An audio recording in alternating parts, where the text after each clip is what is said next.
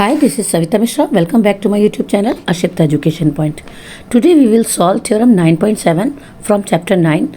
But before that, if you have not subscribed my channel yet, then please subscribe my channel first. Okay, let's start. Let's see what the theorem says.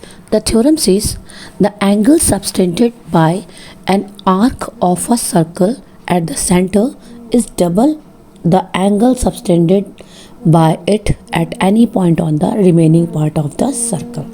Okay, एक बार फिर से read करते हैं. The angle subtended by an arc of a circle at the center is double the angle subtended by it at any point on the remaining part of the circle. इसको draw करके समझते हैं. हमने एक circle draw कर लिया, ठीक है. ये सर्कल ड्रॉ हो गया. अब इस पर हम लोग ना एक पॉइंट ले लेते हैं जो इसका सेंटर है. तो पॉइंट ले लिया हमने इस पर पॉइंट ओ ले लिया. अब इस पर दो पॉइंट और ले लेंगे, एक ए और एक बी. क्या करेंगे, ए को ओ से ज्वाइन करेंगे और बी को भी ओ से ज्वाइन करेंगे, ठीक है. दोनों को ज्वाइन कर देंगे. तो दोनों को ज्वाइन करने पर हम मान लेते हैं कि हमें यहाँ पर एक एंगल मिला, वो 30 डिग्री का है, ठीक है. अब हम इसके रिमेनिंग पार्ट में कहीं पर भी एक पॉइंट लेंगे, है ना, और उसको ज्वाइन करेंगे. वो पॉइंट हम कहीं भी ले सकते हैं, इस पूरे ऊपर के आर्क में कहीं भी ले सकते हैं. सपोज टू भी हमने यहाँ पर एक पॉइंट ले लिया, ठीक है, और इसको ज्वाइन करते हैं ए से. पहले ए से ज्वाइन करेंगे और फिर इसको बी से ज्वाइन करेंगे, ठीक है. मान लेते हैं ये पॉइंट सी बन गया. तो ये जो सी पॉइंट पर जो हमें एंगल मिलेगा वो एंगल कितने डिग्री का होगा. अगर ये सेंटर में 30 डिग्री का बन रहा तो इसका हाफ होगा, यानी कि ये 15 डिग्री का होगा, ठीक है. हम इस ऊपर के हिस्से में कहीं पर भी ये पॉइंट ले सकते हैं और ये एंगल कहीं भी बनेगा, किसी भी पॉइंट से मिलाएंगे तो ये 15 डिग्री का ही बनेगा. सपोज टू भी मान लो हम एक इधर ले लेते हैं तो ये भी 15 डिग्री का बनेगा, है ना. या एक पॉइंट इस तरफ ले लेते हैं, इसको ज्वाइन करेंगे तो वो भी उतनी डिग्री का बनेगा, ठीक है. तो आगे देखते हैं. पहले और ये जो पी क्यू है वो किस किस तरह से मिल सकता है. देखो, मान लो पी और क्यू डायमीटर है, तो तो हम ऊपर वाला आर वाला एंगल देखते हो, नीचे वाला एंगल देखते हैं. अगर पी की इस तरह से होता है डायमीटर के ऊपर, तो हम इसमें नीचे वाला एंगल देखते, है ना, क्यू के नीचे वाला देखते और वो आर वाला सेंटर वाला देखते, है ना. तो ये इसके ये वाले एंगल का जस्ट हाफ ये आर वाला एंगल होता है, ठीक है.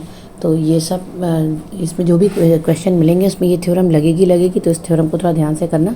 तो पहले स्टार्ट करते हैं सॉल्यूशन को, ये कैसे प्रूव कर सकते हैं. तो सबसे पहले राइट करेंगे जो गिवन लिखा है. तो स्टार्ट करते हैं. हमें गिवन क्या क्या है.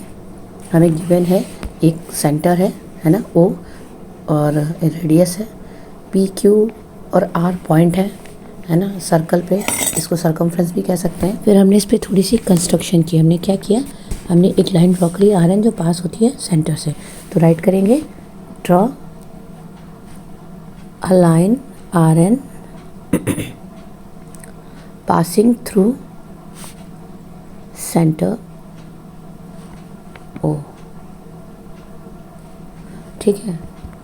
तो ये देखो, अब यहाँ पर देखो, ये पी ओ, ओ आर और ओ क्यू, ये सारे क्या रेडियस हैं. तो सारे इक्वल ही होंगे. तो सारे इक्वल होंगे तो जो है इनको हम कह सकते हैं कि इनके जो एंगल बन रहे हैं वो भी, इनके अपोजिट में जो एंगल है वो भी इक्वल होंगे. तो पहले एक ट्रायंगल ले लेते हैं, in triangle R O P.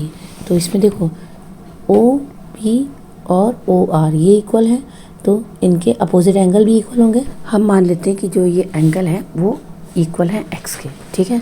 तो राइट करेंगे angle O R P equal होगा एंगल आर पी ओ के, ठीक है.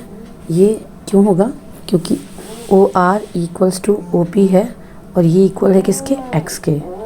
तो यहाँ से हमें क्या मिलेगा, यहाँ से हमें मिलेगा एंगल पी ओ एन.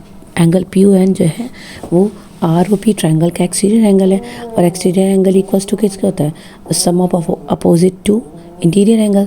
तो इस जो ओ आर पी है और आर पी ओ है, ये दोनों इंटीरियर एंगल है. दोनों की वैल्यू एक्स है. अगर हम दोनों का सम करेंगे तो हमें यहाँ से मिलेगा angle P O N equals to 2x. तो यहाँ से हमें एंगल पी ओ एन की वैल्यू मिल गई. पी ओ एन क्या है, P O N exterior angle है, ठीक है. इसी तरह से हम दूसरे ट्रायंगल को लेंगे. दूसरा ट्रायंगल हमारा कौन सा आएगा, हमारा दूसरा ट्रायंगल है हमारा आर ओ क्यू. तो इसी तरह से दूसरे एंगल में करते हैं, इसको सिमिलरली लिख लेते हैं. Similarly R O Q.